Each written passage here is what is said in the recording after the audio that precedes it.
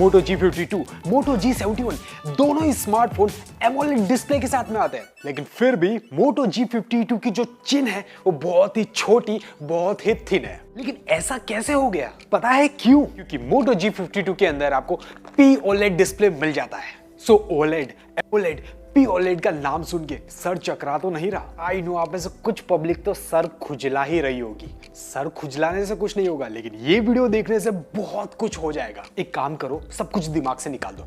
मैं आपको एकदम शुद्ध देसी भाषा के अंदर OLED, AMOLED, POLED की पूरी कहानी सुनाता हूं। And I am 100% sure video के एंड तक आपके सारे कंफ्यूजन्स क्लियर हो जाएंगे। अच्छा, आपको LCD डिस्प्ले तो पता ही होगा, बैक साइड में बैकलीट होती है, बहुत सारी लेयर्स होती है। ज़्यादातर स्मार्टफोन्स के अंदर हमें LCD डिस्प्ले ही देखने को मिलती है क्योंकि वो सस्ती होती है, काफ़ी ज़्यादा कम प्राइस के अंदर मैन्युफैक्चरर्स उसे बना सकते हैं। लेकिन उसके भी बहुत सारे कॉम्प्रोमाइज़ेस थे।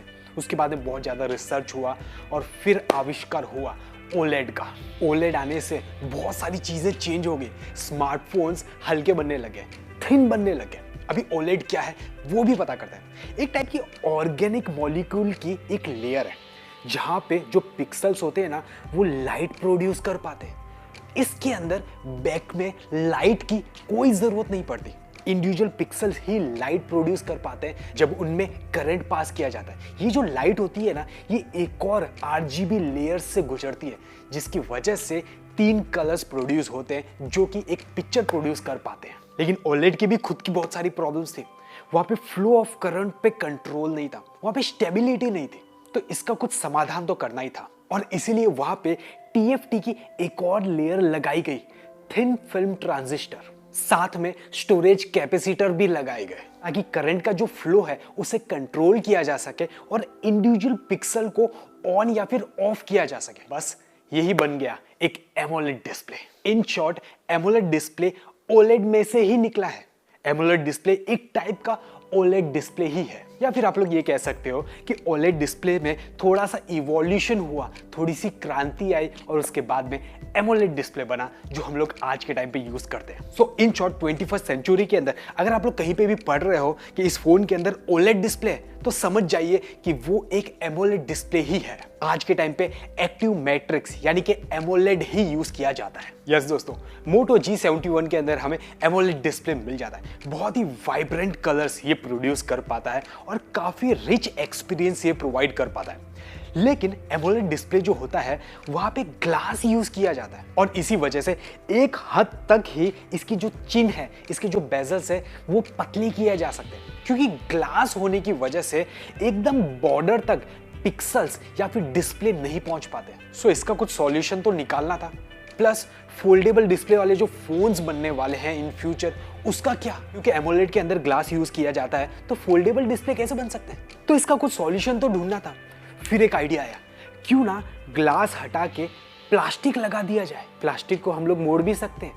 इन शॉर्ट, इस डिस्प्ले को हम लोग कर्व डिस्प्ले वाले मॉनिटर्स, स्मार्टफोन्स के अंदर भी यूज कर सकते हैं। फोल्डेबल स्क्रीन वाले स्मार्टफोन के अंदर भी यूज कर सकते हैं। लो जी, आविष्कार हो गया POLED डिस्प्ले का।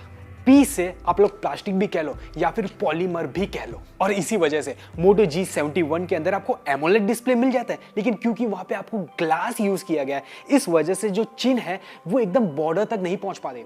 लेकिन मोटो G52 के अंदर वो ही चिन जो है वो बहुत ही छोटी हो पाती है, जो डिस्प्ले वो बॉर्डर तक पहुंच पाता है क्योंकि इस फोन के अंदर POLED डिस्प्ले यूज किया गया है। अभी आपको पता तो चल गया कि एमोलेड और POLED में क्या फर्क है। यहाँ पे ग्लास यूज किया गया है, यहाँ पे प्लास्टिक यूज किया गया है, लेकिन इसकी वजह से और क्या फर्क हमें देखने को मिलते हैं वो पता करते हैं। क्योंकि यहाँ पे ग्लास यूज किया गया है, यहाँ पे थोड़ी सी थिकनेस देखने को मिलती है, थोड़ी सी वेट देखने को मिलती है। लेकिन जैसे ही हम लोग प्लास्टिक यूज करते हैं यहाँ पे वजन थोड़ा सा और कम हो जाता है, स्मार्टफोन और थोड़ा सा स्लिम हो जाता है। क्योंकि ग्लास यूज किया गया है इस वजह से एमोलेड डिस्प्ले में शॉक की वजह से इंपैक्ट आने के चांसेस थोड़े से ज्यादा बढ़ जाते हैं। क्योंकि यहाँ पे ग्लास यूज नहीं किया गया, प्लास्टिक यूज किया गया है, इस वजह से यहाँ पे थोड़ा सा कंपैरेटिवली शॉक प्रूफनेस देखने को मिल जाती है। क्योंकि एमोलेड के अंदर ग्लास यूज किया गया है इस वजह से यहाँ पे फ्लेक्सिबिलिटी कम देखने को मिलती है। POLED के अंदर प्लास्टिक यूज किया गया है इस वजह से फोल्डेबल स्क्रीन्स हो गई, कर्व डिस्प्लेज हो गए, वहां पे इसकी जो यूसेज है वो काफी हद तक बढ़ जाती है। तो चलिए इन सारी चीजों को समराइज कर लेते हैं। सबसे पहले ओलेड डिस्प्ले का आविष्कार हुआ। उसका एडवांटेज ये था कि वहां पे अलग से बैकलाइट की कोई जरूरत नहीं थी, इंडिविजुअल पिक्सल्स खुद लाइट जनरेट कर पाते थे। लेकिन वहां पे थोड़े से कॉम्प्रोमाइजेस थे, इस वजह से उसमें थोड़ा सा और इनोवेशन हुआ और फिर आविष्कार हुआ एमोलेड डिस्प्ले का, जो आज के टाइम पे हम लोग सभी यूज करते हैं। लेकिन एमोलेड डिस्प्ले के अंदर क्योंकि ग्लास यूज किया गया है, स्मार्ट वॉचेस, कर्व्ड डिस्प्ले वाले, इन सभी के अंदर हम लोग एमोलेड डिस्प्ले ग्लास वाला यूज नहीं कर पाते। इस वजह से उसके अंदर और थोड़ा आविष्कार हुआ, ग्लास हटा के प्लास्टिक डाला गया और फिर आविष्कार हुआ पी ओलेड डिस्प्ले का, जो कि हम अब कर्व्ड डिस्प्ले फोल्डेबल स्क्रीन वाले फोन्स के अंदर यूज कर पाते हैं। तो अब से अगर आप लोग कहीं पे भी स्मार्टफोन परचेज करने जा रहे हो, वहां पे ओलेड डिस्प्ले लिखा हो तो समझ जाइए वो एमोलेड डिस्प्ले ही है। और अगर पी ओलेड डिस्प्ले यूज किया गया है तो समझ जाइए आपको बहुत ही बेहतरीन चीजें मिल सकती है उसके अंदर। आई होप अब आपको पता चल गया होगा कि ओलेड, एमोलेड और पी ओलेड डिस्प्ले में क्या फर्क है। हो सकता है आपके फ्रेंड्स भी एमोलेड, पी ओलेड का नाम सुन के सर खुजला रहे होंगे, तो आप उन्हें ये वीडियो शेयर भी कर सकते हो। इसी टाइप के और भी इंफॉर्मेटिव वीडियोस हम लोग बनाते रहते हैं एकदम शुद्ध देसी भाषा के अंदर। अगर आपको और भी वीडियोस देखने हैं तो फटाफट से टेक देखिए चैनल को सब्सक्राइब भी कर लीजिएगा।